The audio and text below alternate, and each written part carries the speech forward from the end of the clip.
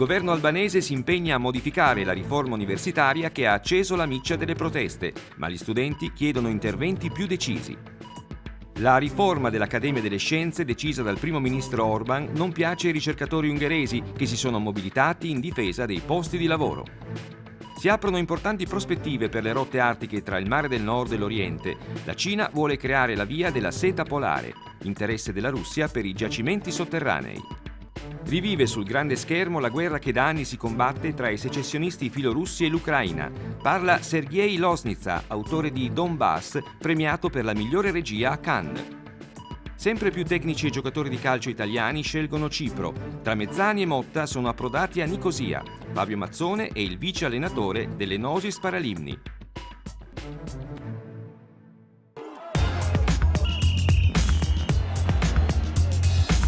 15.000 persone in piazza a Tirana non si vedevano da oltre 20 anni. È successo a dicembre e succederà di nuovo nei prossimi mesi, secondo le intenzioni dei movimenti universitari. Il malcontento per l'aumento delle tasse, effetto della riforma dell'istruzione varata nel 2015. Un quadro normativo ispirato al modello anglosassone che riconosce pari dignità alle università pubbliche e a quelle private. Ma molti di questi studenti arrivano dalle campagne, hanno redditi familiari irrisori e spesso lavorano part-time per mantenere gli studi. Gresa Asa è una delle ispiratrici della protesta. La incontriamo in un caffè letterario nel centro di Tirana, alla fine del suo turno di lavoro in una piccola casa editrice. La nostra protesta è indipendente dai partiti politici, è nata spontaneamente contro il governo e contro tutti i partiti, anche quelli dell'opposizione. Si comportano in modo arrogante e ci offendono. Vogliamo un'istruzione pubblica, libera e gratuita. Sulla porta dell'ufficio di un docente si legge invece la scritta Mister 700 euro, la cifra richiesta per superare gli esami secondo gli studenti che hanno imbrattato i muri con lo spray rosso per denunciare la corruzione. Ovviamente non tutti gli insegnanti sono coinvolti, in molti sostengono gli studenti e accusano il governo di collusione con le oligarchie economiche. Sono quelli che hanno dei grandi centri commerciali, sono quelli che hanno in proprietà della grande mass media, sono quelli che controllano l'economia albanese e queste persone qua che sono una clicca economica possono fare tutto questo solo in cooperazione con il governo e con tutti i partiti politici.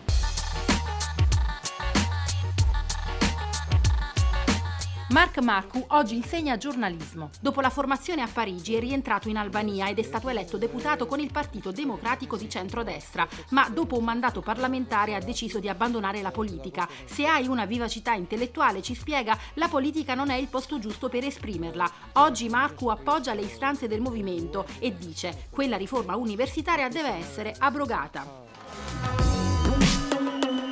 Edi Rama nel frattempo subisce anche l'attacco delle opposizioni che con le dimissioni di 62 parlamentari contemporaneamente tentano di sabotare il governo, un'azione criticata da Europa e Stati Uniti perché compromette il percorso di riforme intrapreso dal paese. Il mandato che noi abbiamo è per governare, noi non possiamo trattare il mandato come qualcosa che viene scambiato sul tavolo. L'opposizione non la possiamo scegliere, la possiamo solo accettare per quello che è. La cosa più importante per noi è continuare a mandare avanti quello che gli albanesi hanno creduto in quello che Edi Rama e anche il Partito Socialista è l'alternativa migliore. Gli studenti hanno annunciato nuove manifestazioni, chiedono l'abrogazione della riforma universitaria del 2015. C'è stato un patto tra il Premier, tra Edi Rama e gli studenti, un patto per l'università che è molto più ampio di quello che hanno richiesto. Ma per gli studenti non basta. Quali sono le condizioni che avete posto? Ma gli studenti hanno chiesto l'abolizione della legge dell'educazione. Io mi aspetto che ad aprile o a maggio ci saranno altre manifestazioni giganti studentesche.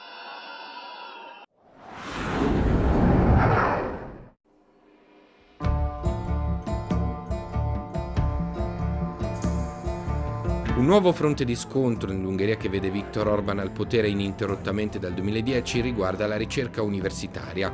Al centro della protesta di molti studiosi c'è la volontà del governo di riformare il sistema quasi bicentenario dell'Accademia delle Scienze, un ente che non appare in Italia, include 15 istituti che fanno ricerca su un ampio raggio di discipline scientifiche e umanistiche. I manifestanti hanno messo in piedi una mobilitazione per chiedere di finanziare immediatamente l'Accademia, che dal 1 gennaio scorso è rimasta senza fondi per il suo funzionamento, provocando grande incertezza tra i suoi 5.000 dipendenti, di cui 3.000 ricercatori. Tra gli animatori delle proteste c'è lo storico italo-ungherese Stefano Bottoni. Per alcuni degli istituti di ricerca o dei settori naturalmente si prospetta la chiusura e quindi evidentemente il licenziamento, che in Ungheria è possibile anche per i dipendenti pubblici senza particolari preavvisi, senza particolari problemi legali. Dall'altra parte c'è una questione molto più generale e molto più importante, anche politica, di libertà di ricerca, di libertà di espressione. Dall'altro lato c'è invece una questione di soldi molto importante, la grande torta dei fondi europei destinati all'innovazione nel bilancio 2021-2027, sui quali il governo intende mettere le mani, eliminando potenziali concorrenti quali anche l'Accademia. Sul tema è intervenuto di persona il primo ministro Viktor Orban, che in un articolo sul sito del governo ha difeso la riforma scrivendo che nel sistema manca l'elemento che garantirebbe che la conoscenza generi benefici economici diretti. Nelle classifiche internazionali dell'innovazione, ha scritto Orban, l'Ungheria è una delle peggiori in Europa. Perciò, ha aggiunto il primo ministro, è una nostra responsabilità fare qualcosa. L'obiettivo, ha concluso, è creare un sistema che operi in maniera più responsabile e trasparente. L'esistenza stessa dell'Accademia come istituto pubblico è un'eredità socialista. Infatti una delle accuse che ci viene rivolta dai giornali governativi e anche dal Ministero è di essere in realtà una reminiscenza di quell'apparato stalinista. Questo è vero soltanto, per il fatto che esiste ancora un istituto di storia, esiste ancora un istituto di sociologia. In realtà noi il 40% del nostro bilancio ce lo guadagniamo già ora attraendo fondi pubblici e privati dall'Ungheria e dall'estero. Su questo tema il governo ha aperto delle trattative con le parti interessate per trovare un'intesa al fine di evitare lo scontro frontale.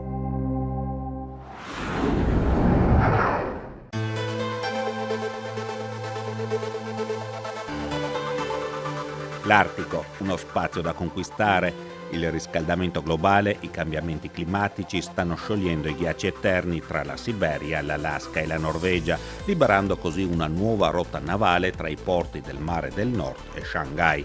Una navigazione molto più breve che non le rotte a sud dell'India e attraverso Suez. Uno spazio ricco di idrocarburi, in cui però sono già dominanti le logiche della nuova guerra fredda. La NATO in autunno ha organizzato importanti manovre aeronavali e terrestri in Norvegia. La Russia da un decennio sta riammodernando le vecchie basi artiche che aveva abbandonato dopo la caduta dell'Unione Sovietica. Lucio Caracciolo, direttore della rivista di geopolitica Limes, ricorda però che le nuove rotte artiche non sono ancora navigabili. Non è una questione né per domani né per dopodomani, bisogna vedere intanto se prosegue lo scioglimento dei ghiacci e soprattutto se avremo le tecnologie anche navali per permettere queste rotte. La Russia preme sull'Artico, per Putin è la nuova frontiera. Per controllarlo il Cremlino investe molto e le forze armate russe sono continuamente impegnate in esercitazioni nelle regioni più settentrionali del paese. Sono stati varati nuovi rompighiaccio anche atomici e sempre nel campo della tecnologia nucleare ha fatto scalpore il varo di una centrale nucleare galleggiante, la Lomonosov, un impianto da spostare dove c'è bisogno di energia per costruire nuovi complessi industriali. L'Artico, per motivi proprio strettamente geografici, è un'area fondamentalmente russa, almeno per quanto riguarda l'affaccio eurasiatico, e quindi la Russia trova lì una sua dimensione di potenza. Da un punto di vista strettamente anche militare, per esempio i russi hanno una quarantina di rompighiaccio e gli americani un paio, di cui una mezza rotta, quindi si trovano in una condizione quasi estatica sotto questo profilo. Certo, adesso c'è il progetto cinese di costruire una via della seta polare e quindi questo significa anche trovare una qualche forma di cooperazione con la Cina, ma in quella area del mondo la Russia è centrale. C'è un interesse italiano in Artico? Siamo stati firmatari dopo la Prima Guerra Mondiale del trattato sulle isole Svalbard e abbiamo tra l'altro lì una famosa base del CNR. È chiaro che l'Italia deve poter avere un ruolo nelle decisioni che vengono prese per quanto riguarda le rotte artiche. E poi c'è un interesse negativo, nel senso che comunque è chiaro che se quella rotta dovesse diventare troppo importante, il Mediterraneo perde di importanza. Per l'Artico è stato definito un interesse comune dell'Unione Europea? Quella ormai è una partita che viene giocata ancora una volta da Russia, Cina e Stati Uniti, perché sono loro le grandi potenze. Per esempio il Canada può essere considerato un prolungamento degli Stati Uniti, la Groenlandia è formalmente danese ma di fatto americana, quindi la partita è fra questi tre. La fetta russa dell'Artico, dalla penisola della Kamchatka in Estremo Oriente fino ai confini con la Norvegia, si estende per 11 fusi orari. In Artico la Russia sta sviluppando importanti impianti per lo sfruttamento degli idrocarburi. Un anno fa, malgrado le sanzioni internazionali, è stato inaugurato il terminal per il gas naturale liquefatto Yamal LNG. Un investimento di 27 miliardi di dollari a cui hanno partecipato anche la francese Total e il consorzio cinese della Via della Seta. La capacità dell'impianto supera i 16 milioni di tonnellate l'anno di GNL. Una volta rigassificati sono 22 miliardi e mezzo di metri cubi, pari a quasi un terzo dei consumi di gas italiani in un anno.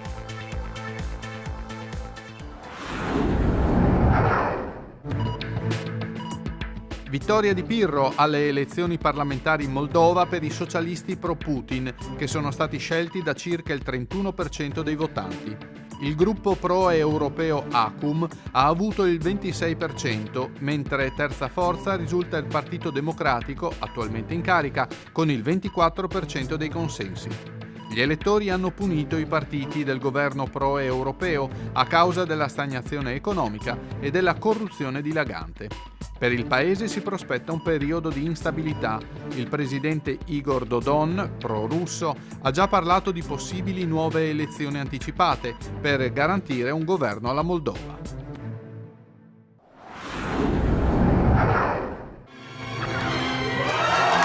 L'atmosfera satura, i colori eccessivi a introdurre da subito un racconto grottesco di un mondo alla rovescia, cronaca rigorosa che descrive la fine di qualsiasi illusione e utopia e che racconta ancora della sconfitta di un paese ex comunista. Donbass, film vincitore all'ultimo Festival di Cannes. 13 episodi dolorosi sulla guerra e la vita di chi oggi vive nella zona delle regioni di Donetsk e Luhansk tra Russia e Ucraina. Nel Donbass, che corre lungo la frontiera, dove dall'aprile 2014 si continua a combattere come 100 anni fa senza tecnologia, un conflitto che rimane nel limbo, dimenticato dall'opinione pubblica internazionale. A portare questa storia sul grande schermo Sergei Loznitsa, 55enne regista nato in Bielorussia ma cresciuto in Ucraina, laureatosi in matematica a Mosca per trasferirsi poi in Germania a dedicarsi alla sua grande passione, il cinema. Ospite d'onore del Trieste Film Festival, lui, uno dei più importanti documentaristi del cinema contemporaneo, ci racconta, a tono pacato, della sua paura quando questo film così particolare ed estremo fu presentato ad Odessa, in Ucraina, dove è stato invece accolto con grande entusiasmo, applausi, grida, pianti, interminabili risate, ma sullo sfondo è chiaro, tanto dolore. Loro ne hanno capito perfettamente, perché il film parla di loro. Certo, avrei preferito girare un documentario, ma per farlo bisognava andare sul fronte e riprendere in presa diretta le persone che si ammazzano ormai da quasi 5 anni, nel silenzio totale della comunità internazionale e in particolare dell'Europa. Ho scelto così di ricreare in forma di fiction 13 scene che ho trovato su YouTube. Tutto è accaduto veramente. Scene reali, riprese con il telefonino e postate in rete che io ho fatto interpretare a degli attori professionisti. Si tratta comunque di situazioni che traggono spunto da riferimenti reali. Un film con alcune scene anche molto forti, ambientato tra gli uffici del potere, che racconta la nomenclatura corrotta, ospedali, rifugi, antiaerei, le strade dove ormai succede di tutto, ma nessuno si preoccupa più di niente. I miei film sono sempre stati ispirati da momenti o situazioni che mi hanno impressionato. Ciò che avviene oggi sul confine tra la Russia e l'Ucraina è tremendo. Nel resto d'Europa gran parte delle persone non sanno nulla. I giornali e le televisioni non parlano mai della guerra nel Donbass. I media hanno deciso di evitare il problema, di non raccontare di questo conflitto armato, del quale in Occidente viene riportato pochissimo. Si tratta di una specie di inerzia, di un vecchio modo di affrontare le cose, perché la Francia e la Germania non vogliono intromettersi, non vogliono occuparsi di questo conflitto perché secondo loro è una questione interna all'impero russo. Nessuno si sofferma sul fatto che in realtà le persone continuano a morire. La vita lì è continuamente paralizzata. Vicino al confine ucraino ci sono 10.000 militari russi. C'è sempre tensione. It's always tension, and people live with this tension. Tra i suoi documentari più noti, Austerlitz, presentato anche alla Mostra del Cinema, e poi Maidan, il racconto che ha colpito Cannes. Il metodo sempre lo stesso, che si tratti del campo di concentramento di Sachsenhausen e delle migliaia di persone che lo visitano tra selfie e distrazioni varie, o della protesta che nel 2014 fece destituire Yanukovych. La telecamera fissa, l'obiettivo che cattura tutto ciò che succede, senza filtri, in presa diretta, e il cinema di Loznitsa, un racconto anche di denuncia, un metodo che vuole far riflettere. Amava il gioco, amava il suo pallone, viveva per diventare il migliore, lo si chiamava il campione. Mi ha chiamato, era un giovedì, venerdì mattina ero già qui. La società aveva prenotato i biglietti, abbiamo cambiato radicalmente vita con la mia famiglia che adesso si è spostata anche qui, quindi per me è stato fantastico. La vita può cambiare di giovedì o in un qualsiasi altro giorno della settimana. L'importante è farsi trovare pronti. Fabio Mazzone, 30 anni, pugliese, nato a Bari come Cassano, una vita nel calcio tra squadre di Serie C e D, è già pronto da tempo a cambiare. Da centrocampista ad allenatore, macina così schemi e chilometri. Un'esperienza in Inghilterra, prima con il Barnet, poi con il Queen's Park Rangers, fino all'incontro con Karit Falk, danese, ex CT della Lituania Under 21. Fabio resta fulminato dalle sue idee e dal suo modo di concepire il calcio, e quando Falk lo chiama a Cipro a fare il vice dell'Enosis Neon Paralimni, squadra appena promossa in Serie A e con grandi progetti, non ci pensa due volte e parte con famiglia al seguito. Abbiamo gli stessi obiettivi. Ci siamo incontrati da poco, ma tra noi è già scattato un feeling positivo. Abbiamo le stesse idee sul calcio e stiamo provando ad applicarle insieme per la prima volta in questo club.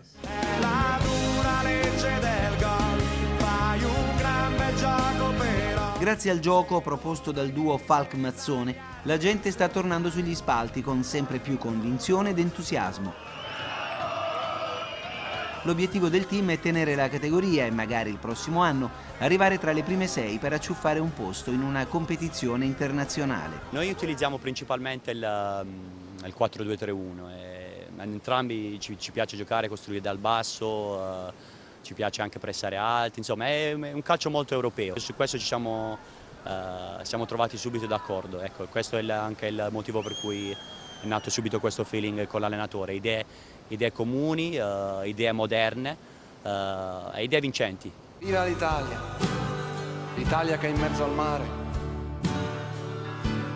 L'Italia dimenticata. Sempre più italiani guardano alla strada cipriota del calcio. Ad allenare la formazione leader del campionato, la Poel della capitale Nicosia, c'è Paolo Tramezzani, mentre Marco Motta, terzino che ha giocato anche nella Juventus, milita oggi in un'altra squadra della capitale, l'Omonia Nicosia. Opportunità che arrivano da un paese diviso da una cortina di filo spinato con un nord filo turco, ma non per questo chiuso o avaro di risorse e progetti, tutt'altro. Abbiamo 14 nazionalità diverse, quindi c'è gente da Polonia, Camerun, America, Russia, Armenia, Georgia e tutti sono integrati allo stesso modo. Non ci sono barriere, non ci sono muri, c'è unione. C'è unione che il più delle volte fa la forza, arricchisce. L'Italia, a 3 ore di volo da Cipro, non è così lontana. Mi sembra di essere in Puglia, di essere al sud, sono molto caldi, mi piacerebbe continuare a girare per imparare ancora di più il mestiere, diciamo, e in futuro l'Italia sicuramente sarebbe un posto dove mi piacerebbe lavorare nel calcio. Io sono il calcio moderno dei vostri maestri. Il paradiso, ammesso che sia ancora tale per calciatori e allenatori, può aspettare, anche perché Fabio attende di giocare a giugno la partita più importante, la nascita di un figlio. Lo chiameremo Michael, gli auguro di avere la salute prima di tutto, mi piacerebbe fosse appassionato di calcio, ecco, non voglio dire un giocatore, però mi piacerebbe che sia appassionato e lo aiuterò in questo. Gli auguro di essere felice. Io sono bello.